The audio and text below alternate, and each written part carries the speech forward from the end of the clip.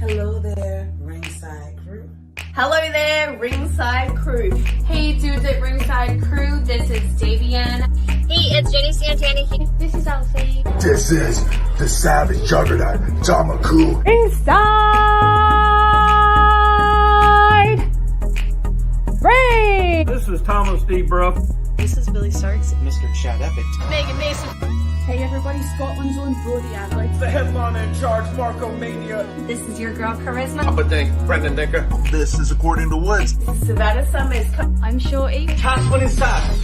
You are watching The internationally known Dudes at Ringside podcast, hosted by Metal Geek and Joe the Panther Jr.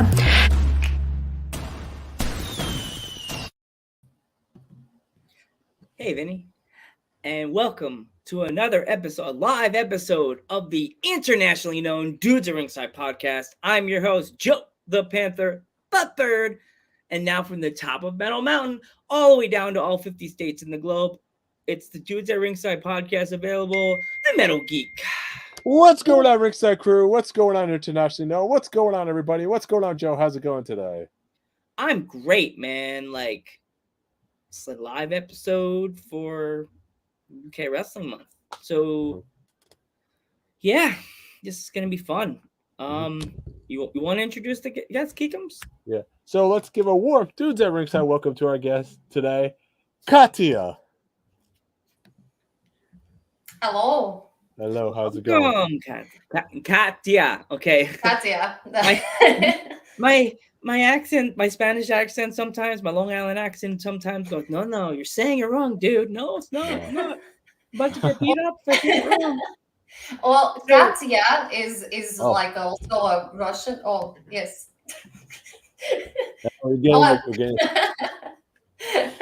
Indeed. So Katia. Yes, I know. I love that it is a cat because it suits me. As there's so many people. Hey, what's up, Marauder? How's it going today, dude? That's the guy that's been Katia. That guy, Marauder, he's been quiet and hasn't been around because he does stuff, and like he's been with us since day one. Day one, wow. Yeah. Yes, since even though our first episode. Like, thank you so much for coming back around, Marauder. So we didn't get a chance to do the fun intro introducing our guests. Katia, if our fans are not familiar with you, introduce yourself. Yes, so my name is Katia, the Soviet Suicide. I was born in Glasgow, Scotland, but raised in Moscow, Russia. I bring to the ring a Glaswegian attitude with a Russian flair. I demand and expect toughness from my opponents. I want it to be a challenge because there's no point in fighting if you know you're going to win. But I'll respect anybody that steps in that ring. Anybody that doesn't respect me, though they better remember that it's suicide to step in the ring with the Soviet because nobody messes with a Russian. Yes. No. Yes. So, Geek, your next question. Yeah. So I was just going to ask, Katia, how did you get your start in the wrestling business exactly? Oh, that's going a long time back. So I started in the ring. I did some, backyard wrestling, which I don't talk about because it's not professional wrestling. But I did that when I was about 14 years old. But I started and I went into the ring for the first time when I was 15. And this was almost 10 years ago. It was the 20th of October, 2012. I basically just found, I wanted to wrestle. I had one day woken up and decided that I wanted to wrestle. I sent a message to my local promoter who was very far away because I lived in the middle of absolutely nowhere. And I said, hi, I'm looking to start training. Who would, do you do training? And they said that they were going to be doing some seminars. And I was like, okay, sign me up. So that's kind of how I started in it. I then only continued to do seminars because this place was about 40 miles away from where I lived. And I lived in the middle of literally nowhere. So there was no public transport. I couldn't afford a taxi because I was 15. So I had to kind of make do with just going to seminars that were on show days for about my first year. And then things thankfully got a bit more regular for me. Wow. So shouts out to Edith, is who's in the chat right now. Edith. So Edith, how's it going? Hello. So I know the feeling where I live in Pennsylvania. I'm pretty much in the middle of nowhere. But to get back to your question, you said you were a backyard wrestler. I mean, you should never be ashamed of that. Yeah, I know. You shouldn't be ashamed of that because you had the ability to go and get trained after. So yes. There's a lot of people that did it and they wanted to be a wrestler so bad, and they had the heart to do it, but they had nowhere to go. You know what I mean? Yes. You got grabbed by the right people, and like they molded you from doing backyard wrestling, which is bad. It is to bad. Actually learning like the proper style of takedowns and stuff like that. So they're teaching you good stuff at the dojo. Like they're giving you the right falling pad. You didn't fall in, you learn like a baby bird how to fly. Then instead of learning on your own and falling and crashing and burning, you know what I mean? You know who started off as a backyard wrestler and got trained, right? The Young Bucks. Yes, I did know that actually. Yes. They started off as a backyard wrestler, and then Mick Foley too. Yep, Mick Foley, and then got trained. So it is not. I mean, backyard wrestling is bad. I'm going to say this right now, but I'm saying it's just go get trained, please. We don't want to see anybody get hurt. You should put a thing on the show like a voice. Don't try this at home. No, definitely not. I injured myself actually when I was doing it. Also the Hardy Boys. After they so yes. So Katia, what does it feel like to wrestle now for Renegade Dojo, like at their shows? Like what do you feel like now you're part of that roster? Like how do you feel? I'll be honest, I sort of pinch myself a little bit every time that I'm reminded that I work with Renegade. I love Renegade. It's truly amazing. There are not enough words in either English or Russian to truly describe just how much I love the company. I love Aisha and how her thought, the way that she has gone about her business is truly remarkable. It is full of diversity. Every single wrestler that is in Renegade is completely different from the others, and I love that. I love the diversity, but I love the acceptance and how you have equality there. It doesn't matter what your gender, your race, your sexuality, your nationality.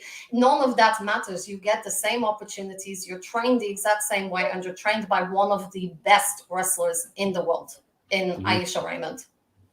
Definitely, it's like she seems so awesome, Aisha Raymond. So She truly is amazing. I respect her so much as a person, as a professional, but definitely also as a person herself. I do respect the individual that she is.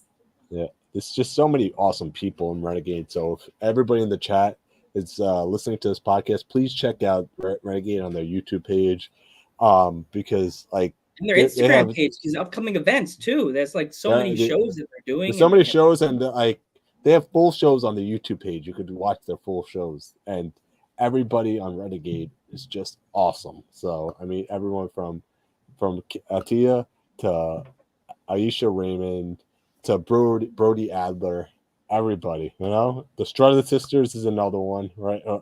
We are doing a spooky wrestling month, so if you could talk to them, the girls. I believe that I already might have a suspicion of who might join. Oh boy! Get ready.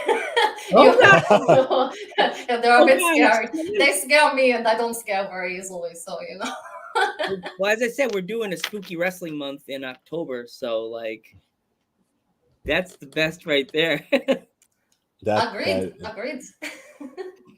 The best in Scotland right there, and the scariest right there, because it's like I've seen their promos.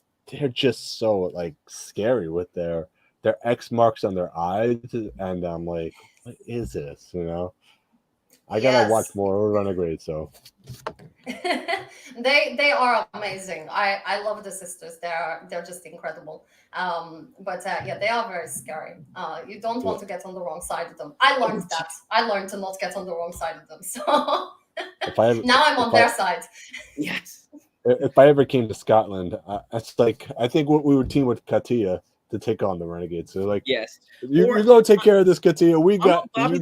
Heenan. I'm more like, I'll be outside. You just give me. I'll hold the Russian flag outside the ring, and Geek will be the one in the team. No, Geek, I'll hold the flag. No, you go in the match. I want to die. It's gonna like you be like, Joe. What is it gonna wrinkle your polo? Yeah. My shirt. I didn't iron it today. It's gonna get wrinkled. No.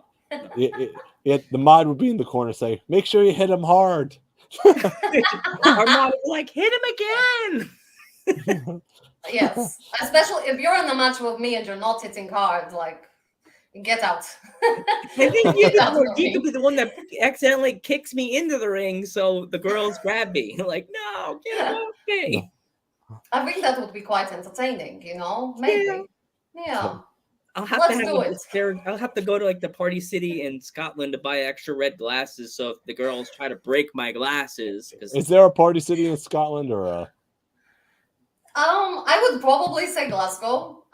It is pretty like if you mean a general party city like where everyone goes on nights out. It's definitely no. He means like a party store. There's like a store. I don't know if they have it in Scotland. It's a open party year store. round. And they sold party supplies all year round, like Halloween and stuff like that. Every holiday, birthday parties, whatever. There's probably like a fancy dress place somewhere. I mean, it's a big city, so the likelihood is that there probably is something. I'll be finding some red glasses. Somebody sells red glasses. Exactly. There will definitely be. There has to be. I'll pull a Karen. How do you not have red glasses?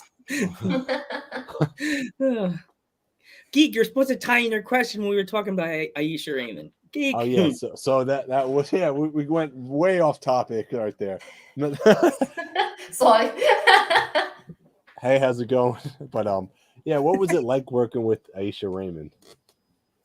You mean for the match? Yes. The match. It was incredible. I mean, like I said, I respect her so much. So to be able to be in the ring with her, I first watched Aisha in 2012. She was on the first ever live show I'd ever been to. And I remember that day being truly terrified of her because she was very scary. And she did this, I can't remember if it was a no disqualification or a street fight match that she did. And they had like bins, like a trash can, in the ring. They had candlesticks, they had chairs, they had tables, they had absolutely everything. So I was very scared of her back then because she was doing all of this hardcore stuff that I'd only ever seen on TV. So I'll be honest, I was a bit nervous going into the match, but I wouldn't step in that ring if I didn't believe that I could do it.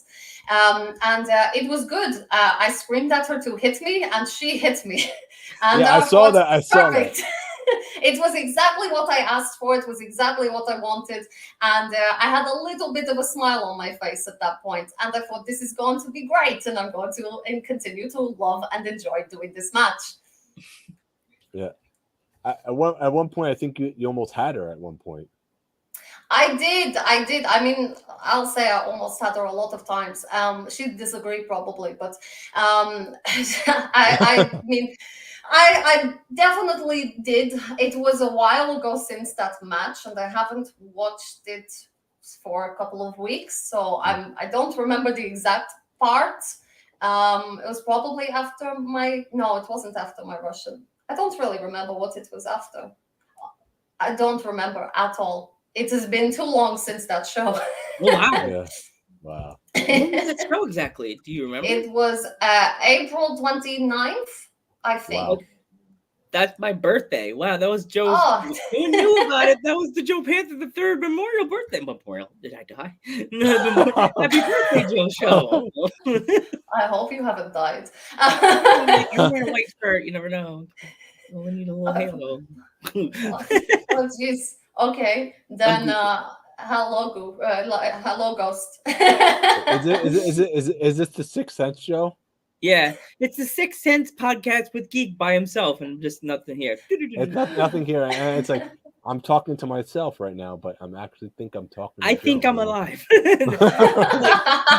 So yeah, it's funny. There's a show by me in America. This is tying into my question. That was on my birthday. So, have you ever thought of coming to the States to wrestle? Yes. My best friend and a lot of my friends and family all live in the States. I have more friends in the States than I do in the UK and in Russia combined. That is like the extent of my friendship in the US. So without a doubt, for me, going to the US is definitely what I want to do. More than, I don't want to say necessarily more than going to somewhere like Japan, because Japan is amazing, but just so that my friends, my family, the people that have supported me for whether it be a short amount of time or a very long amount of time, I want them to be able to see me wrestle so they can actually see what they've supported for so long, especially my family, because I don't get to see my family very often because, you know, there's an ocean and the whole country away. They all live on the West Coast. So whoa. It's a very long flight.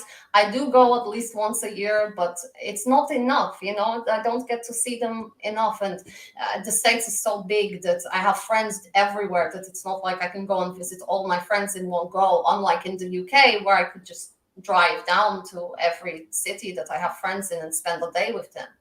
Exactly. It's like it takes maybe like 30 hours to drive from the East Coast to the West Coast. Insane, right? It is. I'm trying to think how long it would. I believe it's something like maybe 8 hours to drive from the top of Scotland to the bottom of England. I might be completely wrong on that. I might be thinking of really fast. Yeah, you guys are close. You guys are close to England too. Like it's like 6 hours or 8 hours. Yeah. I'm thinking from the very top of Scotland, though, all the way down to like the bottom of England. It might then be about 12 hours, but it's still nowhere near as much as you guys. And for, you know, you guys have highways or I don't remember the name. Yeah, there's highways, lots of highways. Yes. Lots of highways. Yeah, and that goes all, like you'll have one that goes all the way, or you'll have multiple ones that go all the way. Whereas for, at least in Scotland, when you get past, I think it's like Aberdeen, then you no longer have any motorways. So our versions of highways. And you have to go on country roads the whole way. So, you know, it slows down quite a bit what you, you know, so it's a lot smaller than it would be out if you were in the US, where you're able to just travel the same speed all the way unless you hit traffic. Exactly. Yeah. You guys have something in the UK, I believe. Is it UK? It's called Autobahn or? No, that's Germany. Oh, Germany, okay. Germany. Right. Went the wrong direction, wrong country. Went the wrong direction. Definitely. That's normally my job. I usually say the dumb thing and then it goes the wrong way. Oh, it's fine. I'll say something dumb at some point, so don't worry. I'm just trying to learn. You know what I mean? So, but anyway, it was on the 29th that show. That was the day of the Panther. Yay! And we also got a question from, how do you weigh the importance of outer ring promo character building as opposed to in-ring technical aspects? Oh, wow. So it really depends on what I would say is your audience. If your audience don't care for the for instance, it really depends just how they sort of are. So if you're on the show and they are really, really loving what you do, then keep doing what you do. If they're not, then try and change things. So it kind of depends, but you want to be strong at both. You don't want to be a really good wrestler that is not at all good on the mic or with a character, and you also similarly you can get away with some where you're just a character and you're not a good wrestler. I'm thinking of some wrestlers in my head that I won't name, but it's not really, there's a very few like small, it's a niche. Well, not many people will want to book you just for your character if you can't wrestle. So you have to kind of work through both, but as to what is the most important at that time, it really does depend on your audience. If I'm working with mostly children, they're going to love my character maybe a little bit more because I can frighten them a little bit, versus them loving my technical ability because it's potentially boring for them to watch. Yeah, I got you. So you guys switch it up basically, right? And be able to do everything. So exactly, you have to be, an all-around wrestler is the holy grail of wrestling. Everybody will be stronger at one point. I would definitely say that I'm probably stronger at certain things than others. I don't know any wrestlers that wouldn't agree with that. That there's areas that they need to improve on. If you can try and be at least the best all-around package that you can be, trying to maybe, if you know that you have a weakness, trying to work on that weakness so that you are better at it, because that's the only way that we ever get better, is to just keep practicing and keep trying and just do better to be better. Yeah. So well, this is like my question with Renegade. Do you rather wrestle like men or women? I don't mind. I will wrestle anybody. At the end of the day, for me, I truly believe that if you get into a ring and you can't learn something from the opponent that you're wrestling, it's either that you are so close-minded that you're not trying to learn, or you are you have too much of a big ego and you should get out of the ring and quit wrestling. You should always be able to learn. I don't think that anybody will ever be able to learn everything in wrestling. So I don't mind. I will be able to learn something from anybody, whether they're experienced, whether they're inexperienced. It might be something as simple as like a new move, or it might be something as minuscule as just a different footwork or a different reversal out of a hold for hold. You should be able to learn absolutely like something from anybody, even if it's just how they work with the crowd, because everybody works with a crowd differently. Nobody is the exact same. Yeah, exactly. So you go ahead, Joe.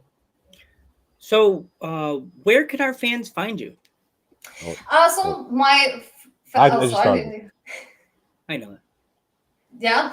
So my fans, they can find, or your fans, hopefully my fans, you can find me on Twitter. I'm on Facebook and I'm on Instagram. My Twitter and my Instagram are both at Soviet_Katia. And my Facebook is just type in Katia the Soviet Suicide and you'll find me. Mm-hmm. Okay. So, who inspired you to become a professional wrestler? Who's your inspiration? So I love talking about this person. So I'm perfectly. I could talk for hours about this person because there's someone who is, in my opinion, relatively unknown, and I think that they hadn't got enough out of wrestling. I started watching wrestling and I came across them. I was actually channel flicking and I came across them cutting a promo. I didn't like wrestling. I didn't like sports. But I was completely taken in by her promo.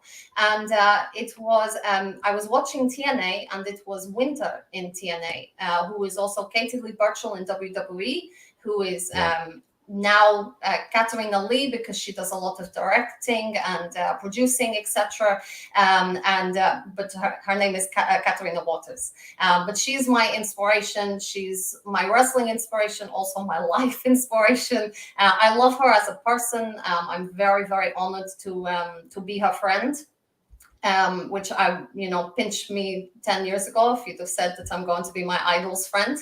But I love her. She's an amazing wrestler, completely talented, did so much for British women's wrestling by going over to the US, doing and making like milestones that nobody had done before.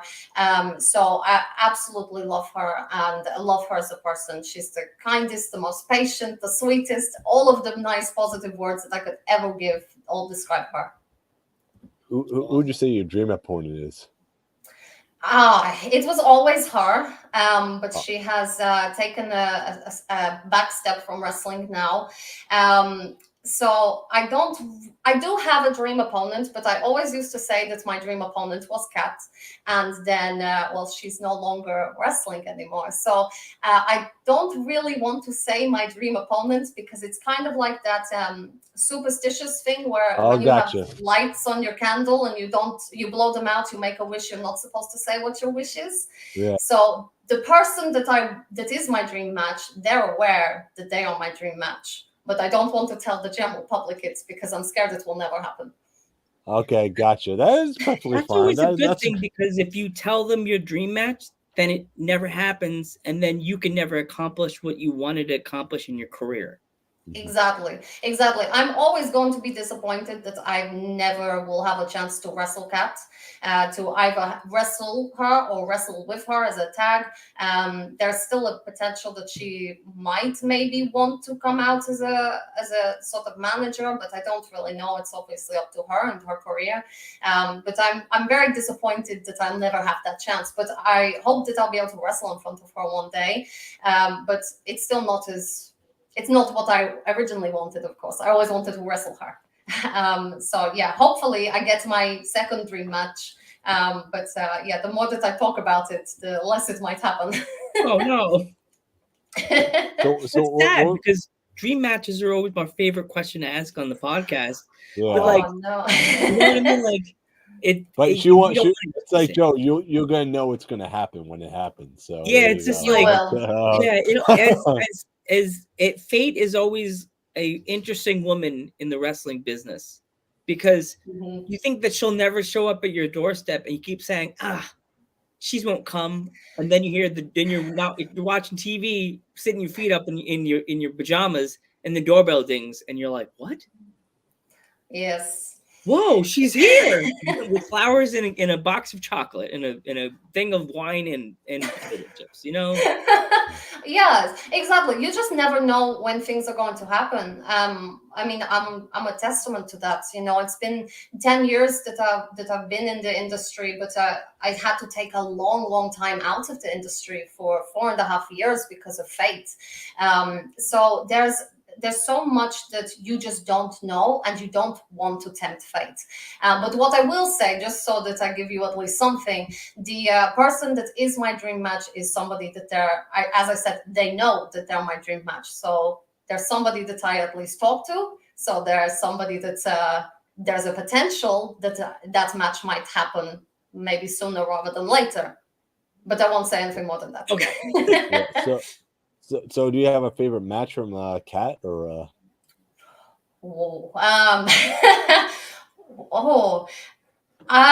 Favorite.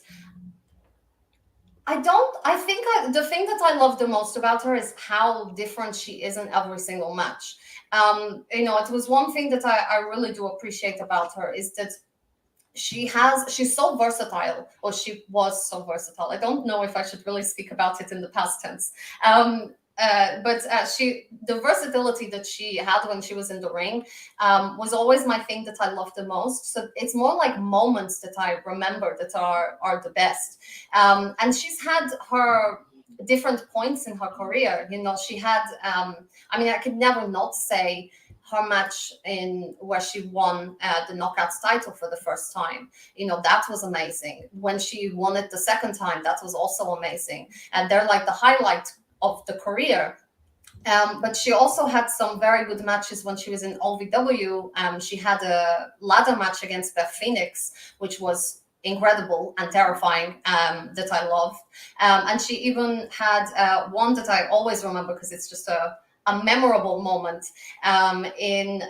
She was in FWA in the UK, and she was wrestling with who was she wrestling with? Alex Shane and Ulf Herman, and she was wrestling against the family. And she took I might get the number wrong, but I think it was a 20-foot balcony dive onto all of the wrestlers. Whoa. And it was 2003. So completely unheard of, really, for you to do this in the first place. But for a woman to do it, and the fact it's still mentioned now, even though it's almost 10 years later, so there's like all these moments, these crucial moments that she's had and done that have been just so impressive for not just a wrestler, but impressive for women's wrestling and impressive for a British women's wrestler. She's just... I love so much about her. But any match where I've seen her live as well, that's also has to be on top of my bucket list. But I don't rewatch them because I can hear myself screaming the whole time.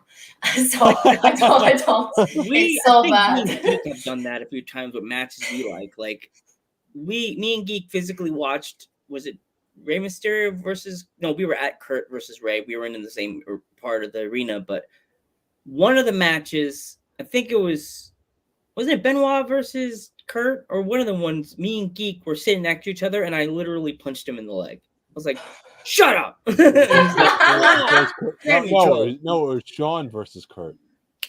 Shawn Michaels versus Kurt Angle. It was WrestleMania. SummerSlam? WrestleMania 21. WrestleMania 21. WrestleMania 21. A lot of people said that's a lot of people's favorite Shawn Michaels match. A lot of people say that. Yeah, I mean, I could see why.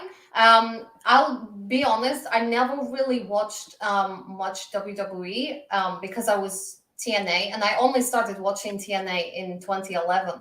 So really a lot of matches from before then, and even during that time with WWE, I didn't really watch much. So I watched sort of like highlights rather than full matches from a lot of them before. But I always believed, and I'm glad that it has changed, but it's also annoyed me to the point that I've already done all of this prep. When I came into wrestling, it was intergender matches was bad. You wouldn't have them.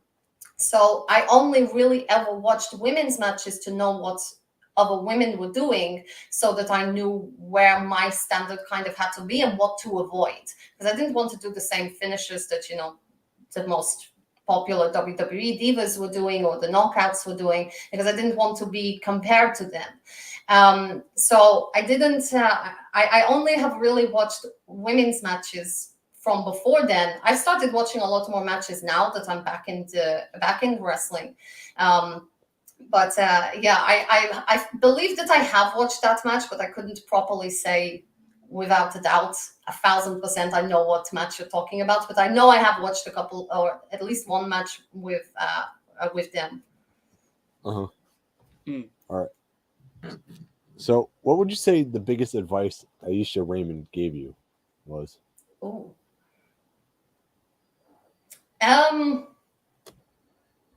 To not care. I know how bizarre that sounds, but she's told me one thing that a lot of people don't realize is that wrestling is very, very, yes, it's physical, but it's also very mental, and you can get very, very in your head a lot of the time, and it can bring you down, it can drain you down, and you can sometimes take on board a lot of advice that you shouldn't be taking advice from, because there are people that they aren't giving you constructive criticism, they're just wanting to bring you down.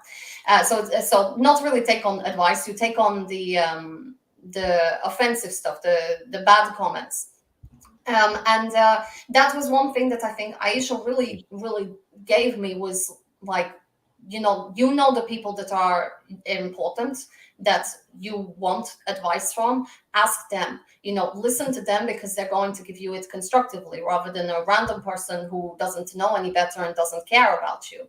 And of course, it's important to listen to the haters in a way, because then you know what you might have done right. Because as bizarre as it sounds, if somebody's hating you for something that you've done, you've either done something really bad or you've done something that they just don't like because you're the bad person in the match. So probably that. Just a lot of self-confidence. Aisha gave me a chance when people maybe wouldn't have given me a chance. I came back, as I said, after 4.5 years of being out of the industry.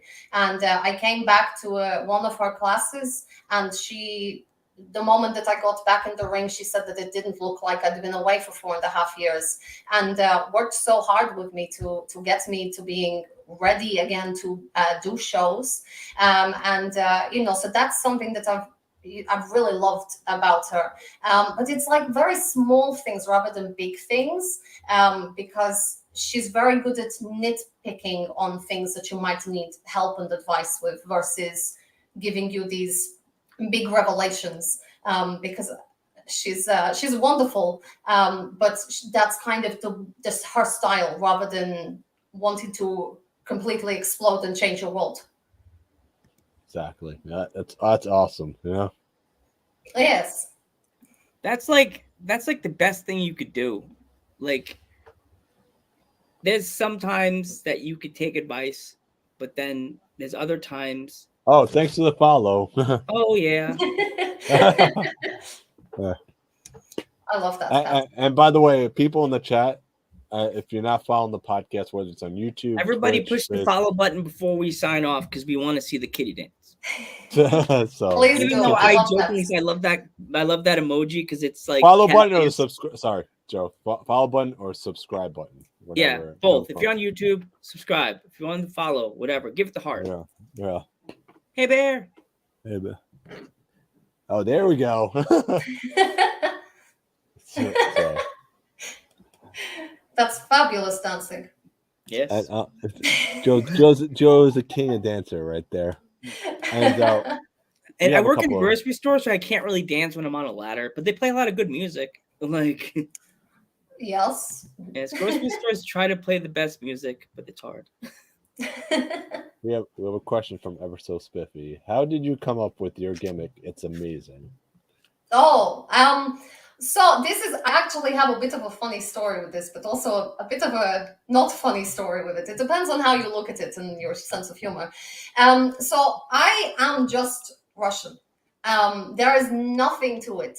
But I've had before where people think that it's all fake, or that I'm putting on a character, but when I started wrestling, I went for something that was completely out there. I mean, Winter was my character that I loved, so I did a very similar thing where I became a vampire, and I was this lesbian vampire that wanted to take every single woman and bring her into her stable. So that was my original character idea, and I remember, and I don't know if it was actually Kat that told me this, or it might have been somebody else, and they told me that you shouldn't go for crazy. Well, or you can, but the best characters are one where it is you with one thing about you that is turned up to 100.